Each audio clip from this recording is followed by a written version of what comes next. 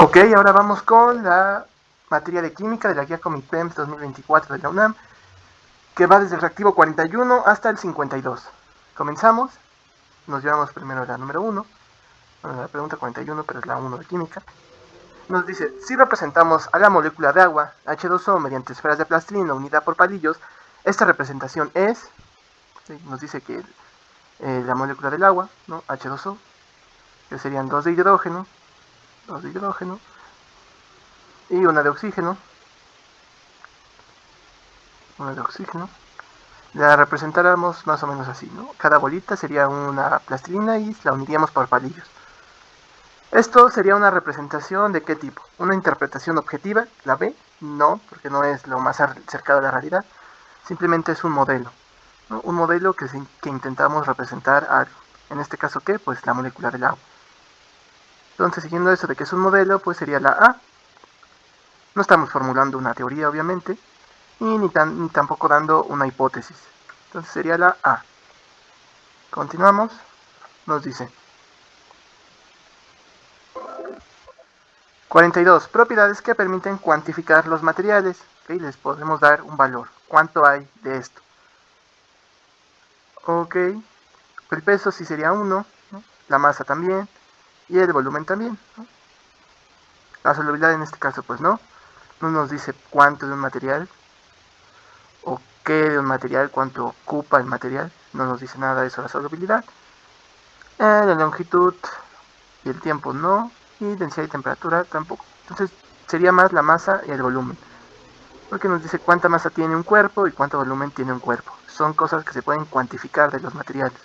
Se pueden contar. Sigamos. Nos dice, en la síntesis del agua, dice 2 moléculas de agua. No, perdón, 2 moléculas de agua, no. 2 moles de hidrógeno diatómico en estado gaseoso, más oxígeno diatómico en estado gaseoso, y 2 moléculas de agua en estado líquido. Si se hacen reaccionar 4 gramos de hidrógeno y 32 gramos de oxígeno, ¿cuántos gramos de agua se obtendrán? Ok, entonces nos dice que en esta, bueno, podemos sacarla, en esta reacción, vemos nuestros reactivos, estos reaccionan y nos dan los productos. Nos dice que de hidrógeno hay 4 gramos, más los 32 gramos de oxígeno que tiene, ¿no? 32 gramos de oxígeno que tiene. Ok, nos dice cuántos gramos de agua líquida se obtendrán, y entonces esto reaccionándolo nos va a dar el agua. ¿Cuántos gramos de agua nos debe de dar? Pues debemos de seguir la ley de Lavoisier, que nos dice que la materia no se crea ni se destruye, solo se transforma. ¿Ok? Entonces, si vamos a reaccionar 32 y 4 gramos, nos debe de dar como producto lo mismo, por lo tanto sería una suma. 32 más 4 nos daría 36 gramos. Entonces, nos daría como producto 36 gramos de agua. Entonces la respuesta correcta sería la A. Seguimos con la número, es la 4, pero es la 106, ¿no? No, perdón, no, es la 44. Se le llama al material formado con una distribución uniforme que se conserva sus propiedades originales. ¿Qué quiere decir que conserva sus propiedades originales? Pues que no reaccionan entre sí. No se da una reacción. Y nos dice uniforme. Uniforme es que se mantiene igual. No puedes tú distinguir qué hay en esa disolución, ¿no? En esa distribución. Por ejemplo, tú si mezclas, haces tu té, tu café, y al agua le echas azúcar y la disuelves, no puedes ver qué tiene cada cosa, no puedes ver por separado, no puedes identificar fácilmente el azúcar con el agua. Por lo tanto, eso sería una mezcla uniforme o homogénea. Por lo tanto, la respuesta correcta sería la C. Heterogénea significa que sí puedes identificar, ¿okay? Qué compone a la mezcla. Como podría ser el agua y el aceite. Si tú los viertes en el mismo recipiente, estos por su densidad se separan, ¿no? No se juntan. Por lo tanto, sí puedes identificar qué es cada cosa. Un compuesto ya es algo químico y un elemento es lo más puro de la materia. Por lo tanto, no. Entonces la respuesta correcta es la C. Sigamos. Dice 45. Partículas subatómicas responsables de que ocurran las reacciones químicas. Ok, nos dice neutrones, electrones internos, protones, electrones internos. Como recordarán, en el núcleo del átomo hay dos partículas primordiales, ¿no? ¿Cuáles son esas partículas? En primer lugar, en el núcleo del átomo tenemos a los protones con carga positiva y también tenemos a los neutrones. Le voy a poner una N, ¿ok? Neutrones, ¿con qué carga? Carga neutra. Todas estas partículas se encuentran en el núcleo del átomo. Alrededor del átomo se encuentran en los orbitales los conocidos como electrones, con carga ¿qué? Negativa. Ok. Pero estos electrones se encuentran en capas, podríamos llamarlo como capas, que diferentes niveles de energía, diferentes orbitales, dependiendo del elemento, ¿no? Mientras más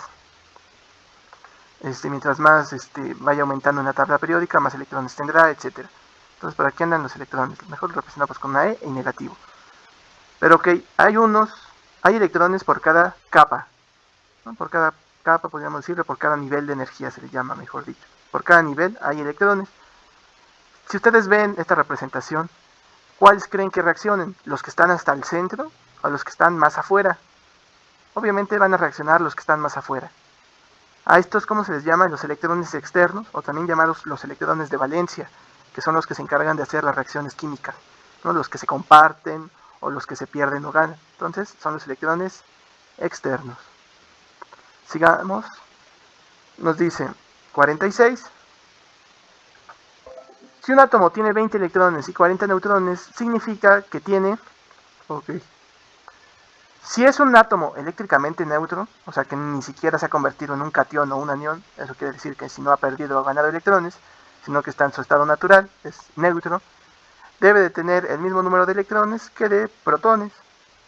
En este caso, si tiene 20 electrones, si debe de tener el mismo número de protones, ¿cuántos va a tener? Pues igualmente 20. Por lo tanto, la respuesta correcta es la C. Sigamos. 47. En la fórmula del H2O existen dos de hidrógeno y uno de oxígeno. Ok, nos están diciendo la molécula del agua. Ok, ya todo esto de aquí se le conoce como molécula. ¿Sí? Independiente, si solo nos dieran H, nos estarían diciendo que es el átomo de qué elemento, del hidrógeno. Entonces, individualmente, solo sería pues átomo, ya conjunto con otro, a todo esto se le llama molécula. Este numerito que tiene aquí nos dice cuántos átomos tiene. En este caso tiene 2 de hidrógeno. ¿Cuántos de oxígeno? 1. Aunque aquí no se ponga, aquí tiene un 1 invisible. Esto se le llama subíndices. Y acá, bueno, okay, déjenme copiar acá abajo de nuevo. Acá abajo tenemos otra cosa que se le llama coeficiente. Este coeficiente nos dice cuántos moles, cuántas moléculas tienen en este caso del agua. Por ejemplo, aquí nos dice que hay una molécula del agua, pero si tuviera un coeficiente 2, serían 2 moléculas de agua, etc. Por lo tanto, les digo que el subíndice nos dice átomos. ¿Cuántos átomos tiene? Nos dice que existen 2 átomos, ¿ok? De hidrógeno, si es correcto, y un átomo, aquí tiene uno, de oxígeno. Entonces la respuesta correcta sería la B. Continuamos. Dice 48. Los elementos que tienden a perder electrones son dúctiles y maleables. Se consideran, ok, aquí nos dan dos palabras importantes, dúctiles y maleables. Dúctiles, ¿qué significa? Que son buenos para conducir la electricidad y también el calor. ¿Qué materiales son buenos para conducir la electricidad y el calor? Generalmente todo aquello que esté hecho de metal, ¿no? Han usado una cuchara, han removido la sopa que les han encargado y de repente un tiempo pasa y agarran la cuchara con la que estaban moviendo la sopa y se siente caliente. Por lo tanto, pudo transportar el calor. Ahora, ¿qué es lo que se utilizan en los cableados eléctricos? ¿Qué material generalmente está en el cable, dentro del cable? ¿Qué es aquel que se roban mucho? Pues el cobre. ¿El cobre qué es? También es un metal. ¿Qué más? ¿Qué más? Entonces, eso es dúctil, que transporta energía, como puede ser la electricidad o el calor. Maleable significa que se puede moldear, como plastilina, podríamos decirlo, sin que se rompa. Ustedes han visto algún tipo de lámina. Si se dan cuenta, las láminas, generalmente de qué están hechas, pues de metales también. son las que se pueden doblar, los tubos se pueden doblar sin que se quiebren. Esto generalmente cuando están a una temperatura alta son libremente moldeables. Entonces, ya con todo esto de explicación podemos deducir que la respuesta correcta A, metálicos. Seguimos. Dice, un compuesto iónico se caracteriza por las siguientes propiedades. Ok. Alta temperatura de fusión y maleable. Ok, eso es de los metales. O sea, fusión es pasar de sólido a líquido, ¿no? Como un hielo cuando se derrite. Ellos sí, los metales sí tienen una temperatura de fusión alta, o sea, necesitan alcanzar temperaturas altísimas para que se puedan derretir.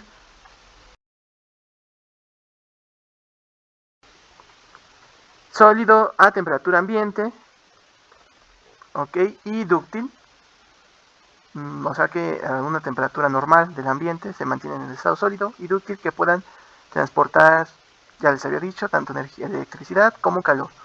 Baja temperatura de fusión y en estado sólido aislante eléctrico. Aislante eléctrico es decir que no conducen electricidad, pero estos no son características del compuesto iónico. Ok, después tenemos la alta temperatura de fusión y en estado líquido conductor de la corriente eléctrica.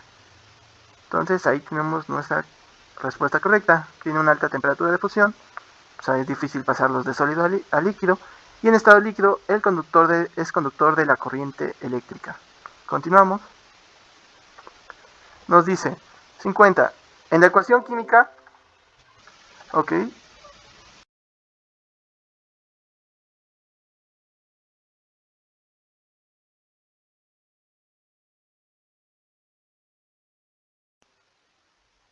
nos dice 50 en la ecuación química de hidróxido de sodio en estado acuoso más HNO3 en estado acuoso reacciona, todo esto reacciona para producir esto. Nos dice que los reactivos son, ¿cuáles son los reactivos? Pues los que van a reaccionar, obviamente, el mismo nombre te lo indica. En este caso son estos de acá, y estos, los que están después de la flechita, son los productos. Por lo tanto nos están pidiendo los reactivos, simplemente hay que buscar estos en las opciones. ¿Qué sería la letra C? No, perdón, no la letra C, no, esto no es lo mismo que eso. Sería la D. Ok, entonces la respuesta correcta es la D. Continuamos. Nos dice 51. Con base en el Sistema Internacional de Sustancias, que es Sistema Internacional SI, la cantidad de sustancias se asocia con el mol. Simplemente el mol es el que es la cantidad de sustancias, la unidad de medida de la cantidad de sustancia, que se representa con el número de Avogadro, que es el kilogramo, es para la masa, al igual que el gramo, y el litro es para el volumen. Por lo tanto, la respuesta correcta es la A. Seguimos ya con la última pregunta de química. Nos dice, en la siguiente ecuación química se oxida el y se reduce el. Ok, generalmente cuando se oxida algo, bueno, siempre, después de que ocurre la reacción, hay presencia de oxígeno. Vean aquí cuál no tenía oxígeno. En este caso, el hierro. Y después, ya cuando se hizo la reacción en los productos, ¿cuál tiene oxígeno ahora? Pues el hierro también tiene oxígeno. Por lo tanto, este fue el que se oxidó. ¿Y cuál se redujo? En este caso, pues fue el hidrógeno. Vean, pasó de tener esto a pasar a estar solito. Por lo tanto, es la C. Y con eso se terminaría química.